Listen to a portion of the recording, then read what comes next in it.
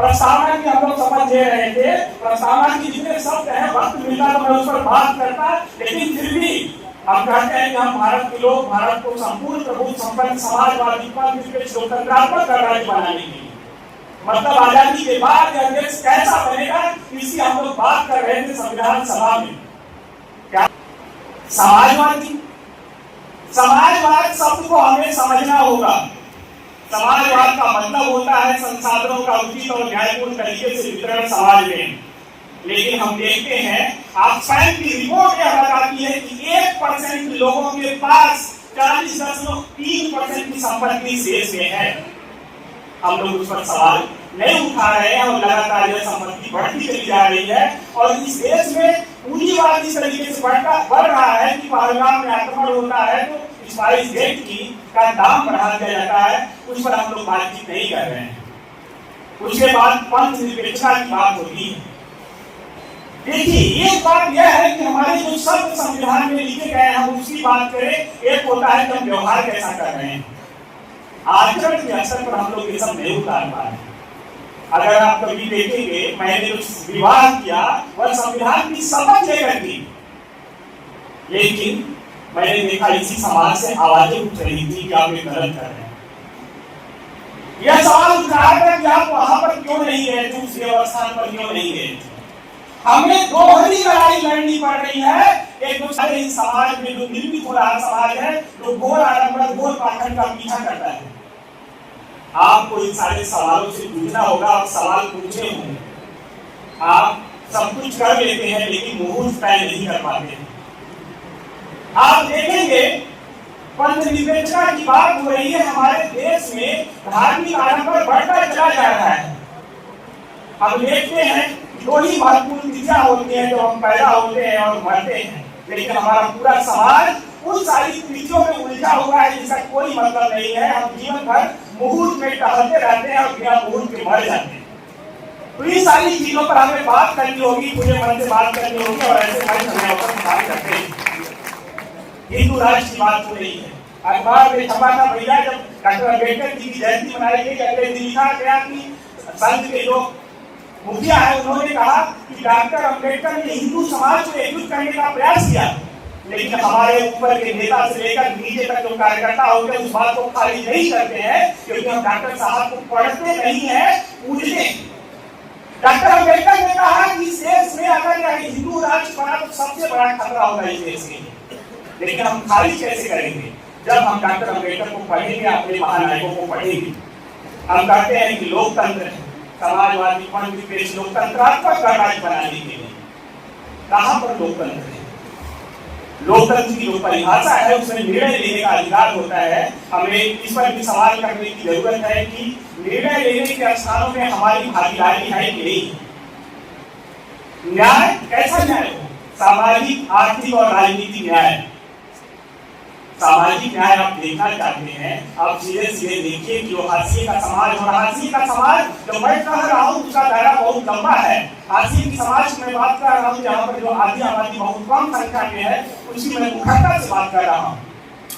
हमारे सार्वजनिक जगहों पर हाशिए का समाज नहीं है, उसका प्रतिनिधित्व नहीं है। आप किस न्याय की बात कर रहे हैं।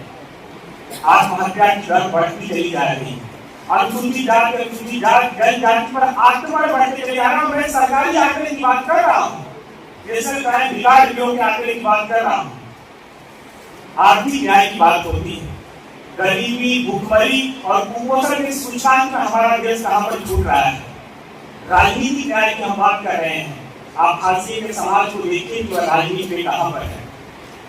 तो जब हम कह रहे हैं कि इसका उद्देश्य है सामाजिक आर्थिक राजनीतिक न्याय, विचार व्यक्ति विश्वास धर्म उपासना की स्वतंत्रता पर पहरे हैं। और यह पहरे में सिर्फ आपको यह डराने के लिए नहीं कर रहा हूं, बाहरी पहरे थोपे गए हैं। हमारी जो जड़ताएं हैं वो अभी पहरे हैं।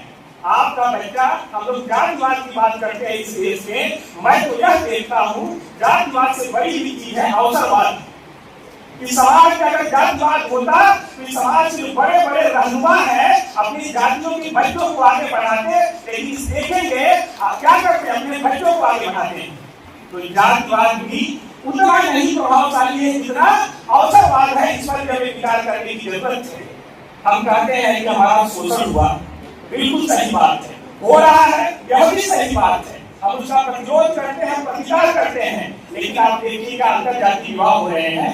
इसी बलिया में मैं रोज अखबार पढ़ता हूँ और मैं देखता हूँ कि हमारे अखबार आनंद की घटनाओं से रंगे पड़े हैं।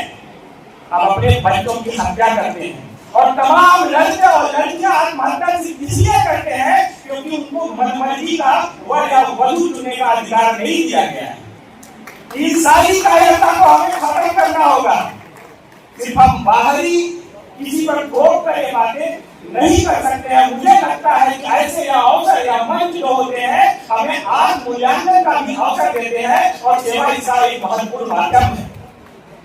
हमारे एक महत्वपूर्ण शायर हुए आदम गोंडवी, वह कहते हैं कि तुम्हारी खाइयों में गाँव का मौसम गुलाबी है, मगर सब बातें झूठी है, सब वादा किताबी है। तुम्हारी मेज चांदी की, तुम्हारे जाम सोने के, यहाँ जुम्मन के घर में आज भी टूटी लगावी है।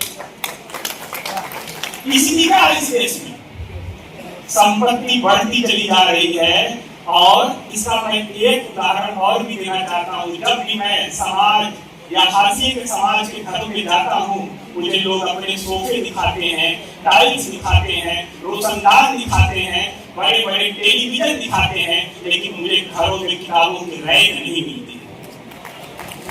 तो शौचालय तक दिखाते हैं लेकिन किताब नहीं दिखाते हैं। मुझे लगता है कि इस पर भी विचार करने की जरूरत है कि हम अपने पीढ़ियों को क्या दे रहे हैं, क्योंकि आपकी पीढ़ियां जब बड़ी होंगी तो आप सवाल पूछेंगी, क्यों तब पूछेंगी जब आप उन्हें ज्ञान का। डॉक्टर अम्बेडकर के को मैंने डॉक्टर अम्बेडकर पर रिसर्च किया, मैंने यह देखा कि यह समाज डॉक्टर अम्बेडकर को पूछ रहा है, पढ़ नहीं रहा है। सामाजिक न्याय का घोषणा पत्र बुकलेट है, तमाम प्रकार की किताबें हम पढ़ नहीं रहे हैं, हम पूछ रहे हैं। और वह समाज जो शोषण करना चाहता है वो यही चाहता है कि आप पूछते रहें। तो अपने महापुरुषों को कैसे याद करते हैं यह बहुत जरूरी है। हमें अपने बच्चों को उस हिसाब से शिक्षित करना होगा।